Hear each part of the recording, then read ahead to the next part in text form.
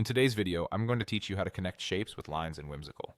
This is a handy skill to know when you are trying to create clear, visually organized diagrams or flowcharts. Let's dive right in.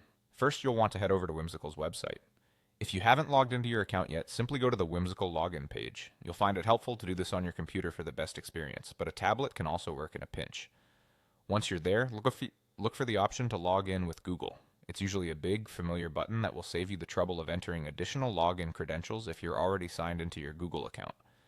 After clicking the button, you'll be directed to choose your Google account. If you have multiple accounts, make sure to select the right one that's linked to your Whimsical access.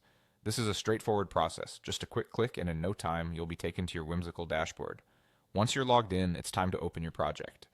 You should see a list of your existing projects, so go ahead and click on the one you wish to work on.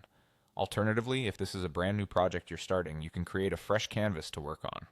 Now that your project is open, let's say you want to connect two shapes. Begin by selecting the first shape that you want to connect. This can be a circle, square, or any element on your canvas. When you click on it, you'll notice connector icons appear on each side of the shape. These little icons are your tools to create connections easily. Next, click on one of these connector icons and start dragging your mouse toward the second element that you want to connect. This can be any other shape or part of your project that logically fits next in your diagram. As you drag, you'll see a line forming.